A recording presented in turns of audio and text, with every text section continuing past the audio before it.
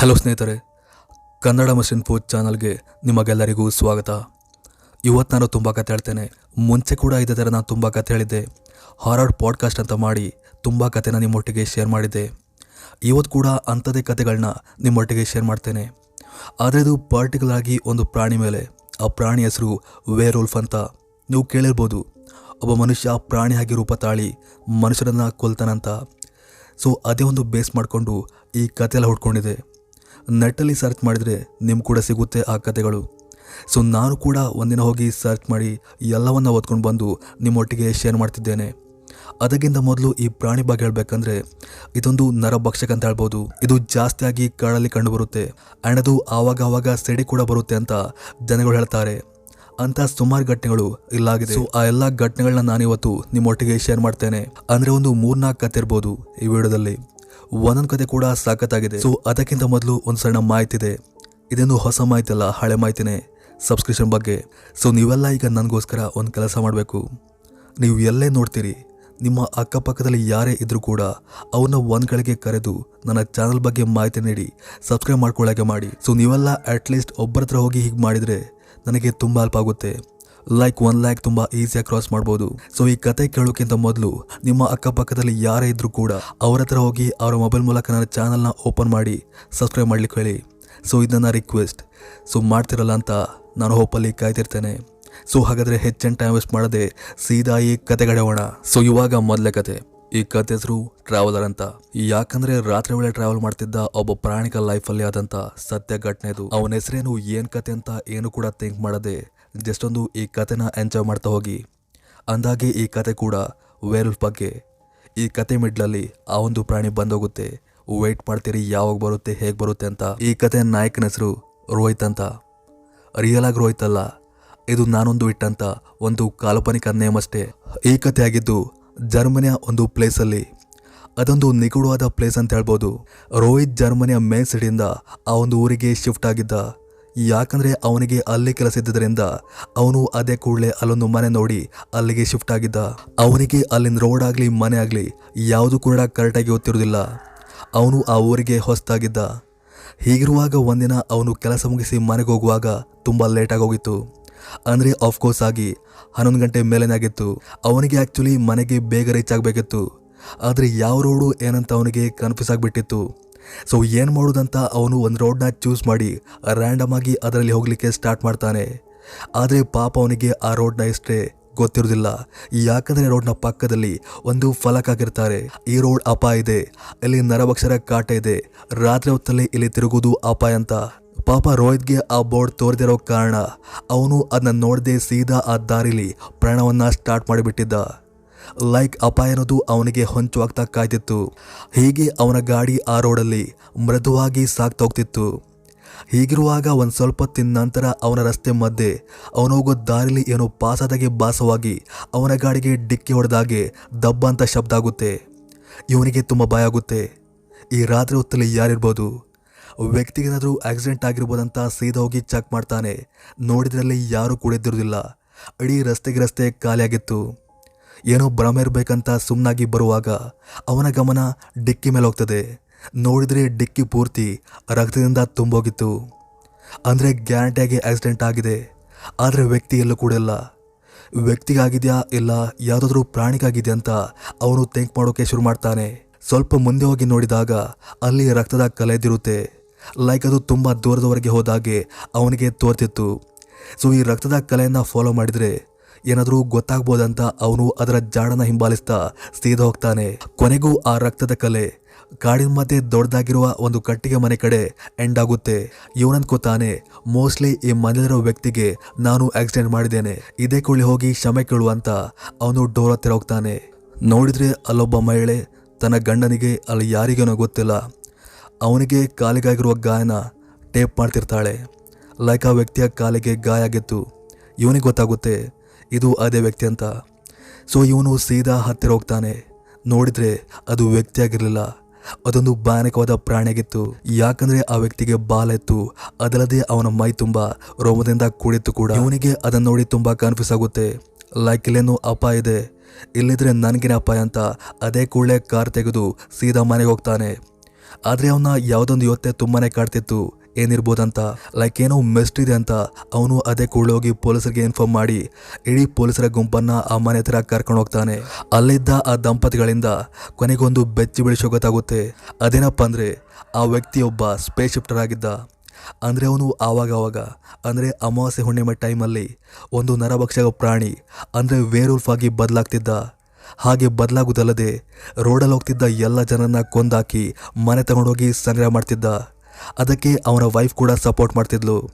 So ಆವಾಗ ಪೊಲೀಸರಿಗೆ confirm ಆಗುತ್ತೆ ಈ ರೋಡ್ ಅಷ್ಟು ಅಪಾಯ ಯಾಕಿದೆ ಅಂತ. ಯಾಕಂದರೆ ಈ ವ್ಯಕ್ತಿಯೇ ವೇರ್ವುಲ್ಫ್ ಆಗಿ ಬದಲಾಗಿ ಅಲ್ಲಿ ತಿರುಗಾಡ್ತಿರೋ ಜನಕ್ಕೆ ಹಿಂಸೆ ಕೊಟ್ಟು ಕಿಡ್ನಾಪ್ ಮಾಡಿ ಕರ್ಕೊಂಡು ಹೋಗ್ತಿದ್ದ. ಇದು ಆ್ಯಕ್ಚುಲಿ ನಡೆದಂಥ ಒಂದು ಸತ್ಯ ಘಟನೆ. ಆ್ಯಂಡ್ ಇವಾಗ ಎರಡನೇ ಕತೆ. ಈ ಕತೆ ಹೆಸರು ವೇರ್ವುಲ್ಫ್ ಅಂತ. ಆದರೆ ಈ ಕತೆ ಆಗಿದ್ದು ಎಲ್ಲಿ ಏನು ಕತೆ ಅಂತ ನಿಜವಾಗ್ಲೂ ನಂಗೆ ಗೊತ್ತಿಲ್ಲ. ಜಸ್ಟ್ ಒಂದು ಕತೆನ ಎಂಜಾಯ್ ಮಾಡ್ತಾ ಹೋಗಿ. ನಂಗೆ ಕೂಡ ಬೇಕಾಗಿದ್ದು ಅದೇ, ನೀವು ಎಂಜಾಯ್ ಮಾಡಬೇಕು ಇದನ್ನೆಲ್ಲ ನಂಬಿ ಅಂತಲ್ಲ. ಆದರೂ ಕೂಡ ಈ ಕತೆ ಎಲ್ಲ ನಿಜನೇ, ಯಾಕಂದರೆ ಅಷ್ಟು ಸ್ಟ್ರಾಂಗ್ ಆಗಿದೆ ಇದರ ಬೇಸ್. ನೀವೇ ಕೇಳಿ ನೋಡಿ, ನಿಮಗೇನೆ ಗೊತ್ತಾಗುತ್ತೆ. ಹಾಗೆ ಲಾಸ್ಟಲ್ಲಿ ನಿಜವಾದ ಸುಳ್ಳು ಅಂತ ನೀವೇ ಕಮೆಂಟ್ ಮಾಡಿ. ಸೊ ಕತೆ ಇವಾಗ ಸ್ಟಾರ್ಟ್ ಆಗ್ತಿದೆ. ಸೊ ಇದೊಂದು ಕಾಡಿನ ಪ್ರದೇಶದಲ್ಲಿ ವಾಸವಾಗಿದ್ದ ಒಬ್ಬ ವ್ಯಕ್ತಿ ಲೈಫಲ್ಲಿ ಆದಂಥ ಸತ್ಯ ಘಟನೆ. ಆ ವ್ಯಕ್ತಿ ಹೆಸರು ಜಾನ್ ಅಂತ. ಇದೊಂದು ಕಾಲ್ಪನಿಕ ನೇಮ್ ಅಷ್ಟೇ. ಅವನ ಲೈಫಲ್ಲಿ ತಂದೆ ಅಣ್ಣ ತಮ್ಮ ಅಂತ ಯಾರೂ ಕೂಡ ಇಲ್ಲ. ಅವನು ಆ ಮನೆಯಲ್ಲಿ ಒಬ್ಬಂಟಿ ಲೈಫ್ನ ಲೀಡ್ ಮಾಡ್ತಿದ್ದ. ಅದಲ್ಲದೆ ಅವನ ಅಕ್ಕಪಕ್ಕದಲ್ಲಿ ಒಂದೇ ಒಂದು ಮನೆ ಕೂಡ ಇಲ್ಲ. ಸುತ್ತಮುತ್ತ ಬರೀ ಕಾಡು ಕಾಡು ಕಾಡು. ಆ ಒಂದು ಪ್ರದೇಶದಲ್ಲಿ ಅವನು ಒಬ್ಬನೇ ವಾಸ ಮಾಡ್ತಿದ್ದ. ಸಾರಿ ಒಬ್ಬನೇ ಅಲ್ಲ, ಅವನೊಟ್ಟಿಗೆ ತುಂಬ ಜನ ಕೂಡಿದ್ರು. ಆದರೆ ಮನುಷ್ಯರಲ್ಲ, ಪ್ರಾಣಿಗಳು. ಯಾಕಂದರೆ ಅವನು ಪ್ರಾಣಿ ಪ್ರಿಯ ಆಗಿದ್ದ. ಅವನ ಮನೇಲಿ ಸಾಕು ನಾಯಿ, ಬೆಕ್ಕು, ಕೋಳಿ, ಹಂದಿ ಹಾಗೆ ತುಂಬ ಪ್ರಾಣಿಗಳಿದ್ದವು. ಅದರ ಒಂದು ಸಾಕಣೆ ಮಾಡಿ ಅವನ ಲೈಫ್ನ ಲೀಡ್ ಮಾಡ್ತಿದ್ದ. ಹೀಗಿರುವಾಗ ಒಂದೇ ರಾತ್ರಿ ಅವನು ಮಲಗಿದ್ದಾಗ ಹೊರಗಡೆ ಇದ್ದ ಕೋಳಿಗಳು, ನಾಯಿಗಳು, ಬೆಕ್ಗಳು ಒಂಥರ ವೀರಡಾಗಿ ಕೂಗ್ಲಿಕ್ಕೆ ಸ್ಟಾರ್ಟ್ ಮಾಡುತ್ತೆ. ಅಂದರೆ ಇಲ್ಲಿವರೆಗೆ ಆ ರೀತಿ ಕೂಗ್ಲಿಲ್ಲ, ಆ ರೀತಿ ಕೂಗ್ಲಿಕ್ಕೆ ಸ್ಟಾರ್ಟ್ ಮಾಡುತ್ತೆ. ಇವನಿಗೆ ತುಂಬ ಭಯ ಆಗುತ್ತೆ.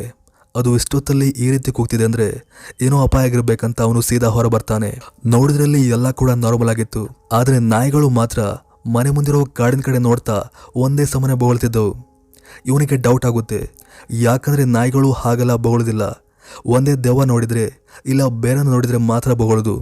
ಸೊ ಇವನಿಗೆ ಮತ್ತು ಡೌಟ್ ಜಾಸ್ತಿ ಆಗುತ್ತೆ. ಇವನು ಒಳಗಿದ್ದ ಒಂದು ಕೋವು ಹಿಡ್ಕೊಂಡು ಸೀದಾ ಕಾಡೊಳಗೆ ಹೋಗ್ತಾನೆ. ಅತ್ತ ಎಲ್ಲ ಕಡೆ ಹುಡ್ತಾ ಹೋಗ್ತಾನೆ. ಆದರೆ ಏನು ಕೂಡ ಎದ್ದಿರೋದಿಲ್ಲ. ಮೋಸ್ಟ್ಲಿ ಏನೋ ಕಾಡು ಪ್ರಾಣಿ ನೋಡಿ ಭಯಪಟ್ಟಿರ್ಬೇಕಂತ ಇವನು ಸುಮ್ಮನಾಗ್ತಾನೆ.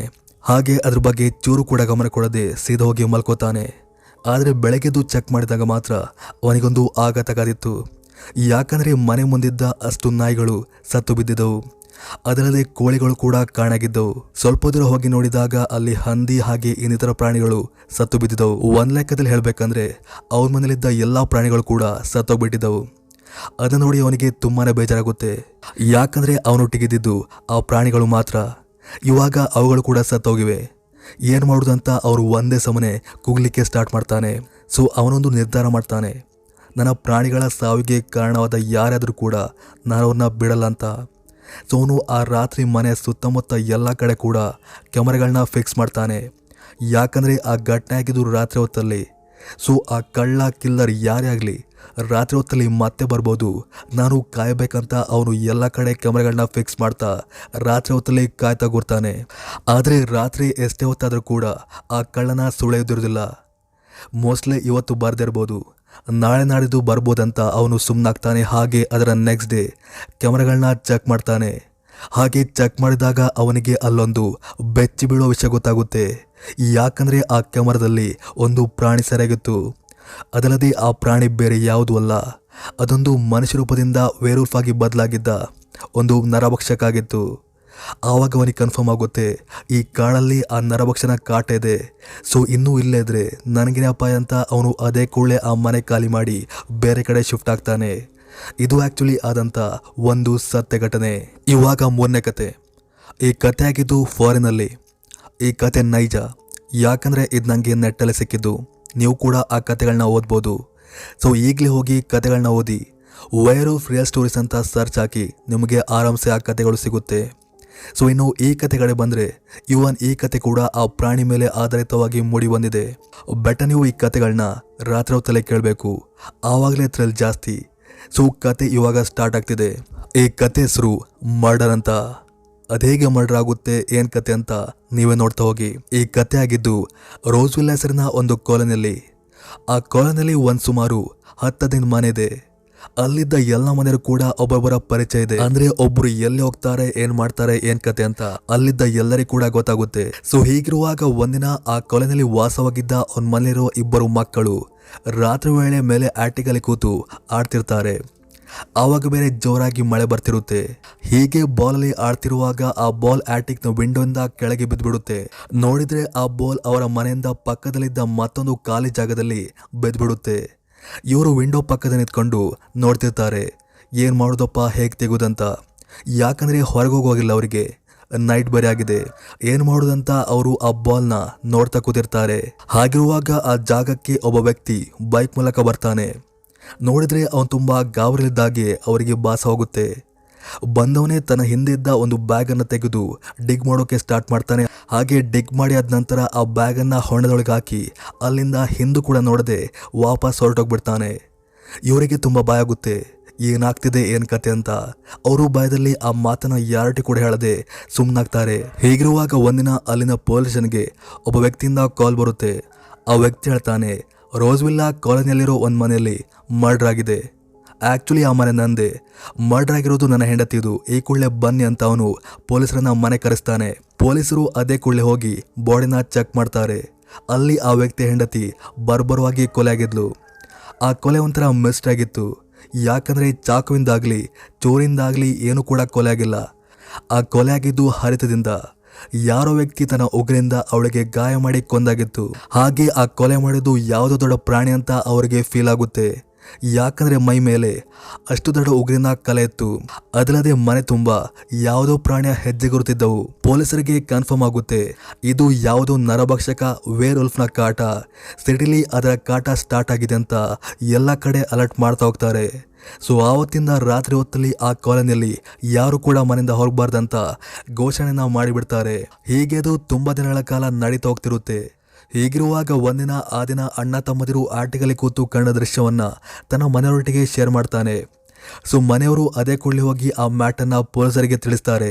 ಹೀಗಾಗಿದೆ, ಆ ಜಾಗದಲ್ಲಿ ಯಾರೊಬ್ಬ ವ್ಯಕ್ತಿ ಕೊಲೆಯಾದ ಹಿಂದಿನ ದಿನ ಯಾವುದೊಂದು ವಸ್ತುನ ಡಿಗ್ ಮಾಡಿ ಹೋಗಿದ್ದಂತ. ಸೊ ಪೊಲೀಸರು ಅದೇ ಕೂಡಲೇ ಆ ಪ್ಲೇಸ್ಗೆ ಹೋಗಿ ಡಿಗ್ ಮಾಡ್ತಾರೆ. ನೋಡಿದ್ರೆ ಅಲ್ಲಿ ಒಂದು ಸೂಟ್ ಇದ್ದಿರುತ್ತೆ. ಆ ಸೂಟ್ ಬೇರೆ ಯಾವುದು ಅಲ್ಲ, ಒಂದು ವೇರ್ವುಲ್ಫ್ನ ಸೂಟ್ ಆಗಿತ್ತು. ಅಂದ್ರೆ ಆ ಕೊಲೆನ ಯಾರೊಬ್ಬ ವ್ಯಕ್ತಿ ಮಾಡಿ ಪ್ರಾಣಿ ಮಾಡಿದಂತ ಪ್ರೂವ್ ಮಾಡಿ ಆ ರೀತಿ ಎಲ್ಲ ಮಾಡಿದ್ದಂತ ಅವರಿಗೆ ಕನ್ಫರ್ಮ್ ಆಗುತ್ತೆ. ಆಮೇಲೆ ವಿಚಾರಣೆ ಎಲ್ಲ ಆಗ್ತಾ ಗೊತ್ತಾಗುತ್ತೆ, ಆ ಕೊಲೆ ಮಾಡಿದ್ದು ಬೇರೆ ಯಾರು ಅಲ್ಲ, ಕೊಲೆಯಾದ ವಿಕ್ಟಿಮ್ನ ಗಂಡನೆ ಅಂತ. ಇದು ಆಕ್ಚುಲಿ ಆದಂತ ಒಂದು ಸತ್ಯ ಘಟನೆ. ಇವಾಗ 4ನೇ ಕತೆ. ಈ ಕತೆ ಹೆಸರು ಕೂಡ ವೇರ್ವುಲ್ಫ್ ಅಂತ. ನಾ ಇವತ್ತೇಳು ಎಲ್ಲ ಕತೆ ಕೂಡ ಅದಕ್ಕೆ ಸಂಬಂಧಪಟ್ಟಿದ್ದು, ನಮ್ಗೆ ಗೊತ್ತಿದೆ ಕೂಡ. ಇದು ಆಕ್ಚುಲಿ ಆರ್ಮಿ ಆಫೀಸರ್ಗಳ ಲೈಫಲ್ಲಿ ಆದಂತ ಒಂದು ಸತ್ಯ ಘಟನೆ. ಒಂದಿನ ಆರ್ಮಿ ಆಫೀಸರ್ ಒಂದು ಗುಂಪು ಮಾಡಿ ಒಂದು ಕಾಡಿಗೆ ರಹಸ್ಯವಾಗಿ ಎಂಟ್ರಿ ಆಗ್ತಾರೆ. ಅವರ ಏಮ್ ಇದ್ದಿದ್ದು ಎಸ್ಕೇಪ್ ಆದಂತ ಒಬ್ಬ ಕೈದಿನ ಬಂದಿ ಮಾಡ್ಬೇಕಂತ. ಅವರು ತಮ್ಮ ಎಲ್ಲ ಎಕ್ವಿಪ್ಮೆಂಟ್ ಒಂದಿಗೆ ಕಾಡಿಗೆ ಎಂಟ್ರಿ ಆಗ್ತಾರೆ. ಅವ್ರು ಹೋಗೋ ದಾರಿ ತುಂಬಾ ಕಠಿಣವಾಗಿತ್ತು. ಅವರು ಅಲ್ಲಿ ರೆಸ್ಟ್ ತಗೊಳ್ತಾ ಆರಾಮ ಮಾಡ್ತಾ ಹೋಗ್ತಿದ್ರು. ಹೀಗೆ ಸುಮಾರು ದೂರ ಹೋದ ನಂತರ ಅವರ ದಾರಿಲಿ ಏನೋ ಒಂದು ಆಘಾತಗಾದಿತ್ತು. ಲೈಕ್ ಅವರ ದಾರಿ ಮಧ್ಯೆ ಏನೊಂದು ಬಿದ್ದಾಗೆ ಅವರಿಗೆ ತೋರಿ ಬಂದಿತ್ತು. ಇವರು ಅದೇ ಕೂಡಲೇ ತಮ್ಮಲ್ಲಿದ್ದ ಗನ್ ಮೂಲಕ ಹತ್ತಿರ ಹೋಗಿ ಚೆಕ್ ಮಾಡ್ತಾರೆ. ನೋಡಿದ್ರೆ ಅಲ್ಲೊಂದು ಚಿಕ್ಕ ಪ್ರಾಣಿ ಸತ್ತು ಬಿದ್ದಿತ್ತು. ಇವರು ಅದೇ ಕೂಡಲೇ ಹೋಗಿ ಕರೆಕ್ಟಾಗಿ ಚೆಕ್ ಮಾಡ್ತಾರೆ. ನೋಡಿದ್ರೆ ಅದೊಂದು ವೇರ್ವುಲ್ಫ್ನ ಮರಿಯಾಗಿತ್ತು. ಇವರಿಗೆ ಅದನ್ನ ಕಂಡು ತುಂಬಾನೇ ಭಯ ಆಗುತ್ತೆ. ಇವಾಗಲೇ ಸತ್ತೋಗಿದ್ದು ಒಳ್ಳೆದಾಯ್ತು, ಮುಂದೆ ದೊಡ್ಡದಾಗಿದ್ದಿದ್ರೆ ಏನೆಲ್ಲ ಆಗ್ತಿತ್ತಂತ ಅವರು ಅದೇ ಕೂಡಲೇ ಅದನ್ನ ಹಿಡ್ಕೊಂಡು ತಮ್ಮ ಜರ್ನಿನ ಸ್ಟಾರ್ಟ್ ಮಾಡ್ತಾರೆ. ಹೀಗೆ ಹೋಗ್ತಾ ಕತ್ತಲು ಆವರಿಸಿಬಿಡುತ್ತೆ. ಇವರು ಅದೇ ಕೂಡಲೇ ಒಂದ್ ಕಡೆ ಕ್ಯಾಂಪ್ ಹಾಕೊಂಡು ಅಲ್ಲೇ ಸ್ಟೇ ಮಾಡ್ತಾರೆ. ಹಾಗೆ ಆ ಪ್ರಾಣಿನ ಒಂದು ಕೇಜಲ್ಲಿ ಸಂಗ್ರಹಿಸಿಡ್ತಾರೆ. ರಾತ್ರಿ ಹೊತ್ತಲ್ಲಿ ಎಲ್ಲ ಮಲಗಿರುವಾಗ ಅಲ್ಲಿದ್ದ ಒಬ್ಬ ವ್ಯಕ್ತಿಗೆ ಹೊರಗಿಂದ ಏನೋ ಸೌಂಡ್ ಕೇಳಿದಾಗೆ ಭಾಸ ಹೋಗುತ್ತೆ. ಲೈಕ್ ಯಾರೊಬ್ಬ ವ್ಯಕ್ತಿ ಜೋರಾಗಿ ಉಸಿರಾಡುವಾಗೆ ಅವನಿಗೆ ಕೇಳಿ ಬರ್ತಿತ್ತು. ಇವನಿಗೆ ಹೊರಗೆ ಹೋಗ್ಲಿಕ್ಕೆ ತುಂಬಾ ಭಯ ಆಯ್ತು. ಆದ್ರೂ ಕೂಡ ಇವನು ಕಿಟಕಿಯಿಂದ ಸಣ್ಣದಾಗಿ ಓಪನ್ ಮಾಡಿ ಹೊರಗಡೆ ನೋಟ ಬಿಡ್ತಾನೆ. ನೋಡಿದ್ರೆ ಅಲ್ಲಿ ಬೃಹದಾಕಾರದ ವೇರ್ವುಲ್ಫ್ ಒಂದು ಬಂದು ತನ್ನ ಮರಿಯಿದ್ದ ಕೇಜ್ನ ತಗೊಂಡೋಗ್ಲಿಕ್ಕೆ ಮುಂದಾಗ್ತಿತ್ತು. ಹಾಗೆ ಅದು ಅಲ್ಲಿದ್ದವರಿಗೆ ಏನು ಕೂಡ ಮಾಡದೆ ಅಲ್ಲಿಂದ ಸೈಲೆಂಟ್ ಆಗಿ ಎಸ್ಕೇಪ್ ಆಗಿಬಿಟ್ಟಿತ್ತು. ಇದು ಆಕ್ಚುಲಿ ಆದಂತ ಸತ್ಯ ಘಟನೆ ಅಂತ ಒಬ್ಬ ಆಫೀಸರ್ ನೆಟ್ಟಲ್ಲಿ ಶೇರ್ ಮಾಡ್ಕೊಂಡಿದ್ರು. ಸೊ ಇದಿಷ್ಟು ಇವತ್ತಿನ ಕತೆ. ಮತ್ತೊಂದು ಕತೆ ಒಟ್ಟಿಗೆ ಮತ್ತೆ ಸಿಗ್ತೀನಿ. ಅಲ್ಲಿವರೆಗೂ ಥ್ಯಾಂಕ್ ಯು ಫಾರ್ ವಾಚಿಂಗ್.